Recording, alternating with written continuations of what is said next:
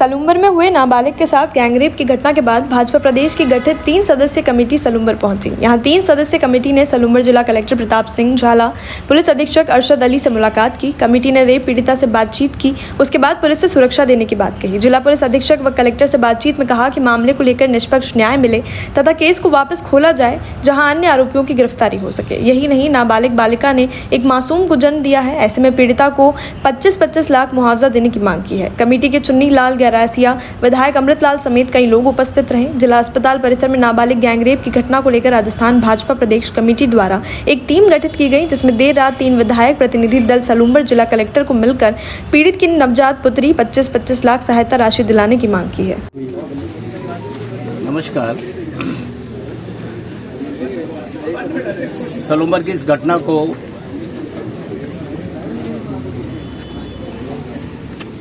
आपके सामने बयान करने के लिए कोई शब्द नहीं मेरे पास। इस तरह की जघन्य अपराध राक्षस भी नहीं करते होंगे, और इस गरीब बच्ची के साथ में जिस ढंग से ये घटना हुई है, और घटना के बाद भी हमारा यहाँ का पुलिस का विभाग और प्रशासन विभाग, इन दोनों का कहीं न कहीं बहुत उदासीनतापूर्वक काम किया गया है। और साथ साथ में अस्पताल का जो यहाँ का प्रशासन है, उसने भी इस घटना को जितनी गहराई से देख करके इस घटना को पुलिस को जो रिपोर्ट दे करके ठीक ढंग से इसका परस्यू करना चाहिए था, पीछा करना चाहिए था। और एक मानवता के नाते, क्योंकि डॉक्टर हम भगवान के रूप में मानते हैं, ऐसे नाते यहाँ उस बच्ची की डिलीवरी होती है, अनमेरिड है और वो बालिग भी नहीं है। कई ऐसी बातें सो सामने आ रही हैं, उसके बाद भी मौन धारण करना लगता है कहीं न कहीं कई अपराधियों के इसमें जो इन्वॉल्व है, शामिल हैं, उनका कहीं न कहीं प्रभाव मुझे दिख रहा है। उपाध्यक्ष आदरणीय चुन्नीलाल जी ने और विधायक महेंद्र चंद्र कांत मेघवाल ने, स्थानीय विधायक भी आए, हम सब यहाँ इसलिए आए हैं कि वास्तव में इसका पता करें। मेरा राजनीतिक जीवन मुझे 30 साल हो गए, ऐसी घटना मेरे जीवन में पहली बार मैंने यहाँ सलूम्बर में आकर देखी है। बड़ी दुखद घटना है, लेकिन बड़े दुख की बात है कि सरकार यहाँ जिला घोषित करने पर जिला के उद्घाटन समारोह का आनंद ले रही है, और उसी स्थान पर एक बच्ची के साथ ऐसा कांड करने के बाद वहाँ तड़फ रही है। मुझे लगता है कि कलेक्टर साहब, एसपी साहब को आने में ज़्यादा टाइम इसलिए लगा कि सरकार के राजकुमार कल बांसवाड़ा में आ रहे हैं, ये सब मानगढ़ धाम में आ रहे हैं, ये सब उसकी सेवा में लगे हुए हैं। सरकार को कोई चिंता नहीं है। लगभग 15 मंत्री वहाँ पहुँचे होंगे, आज दिन में सब निकले हैं, कई गाड़ियाँ मुझे मिली है, लेकिन किसी मंत्री ने ये नहीं सोचा कि सलूम्बर में ऐसी घटना हुई है, कम से कम जा करके सूद लें।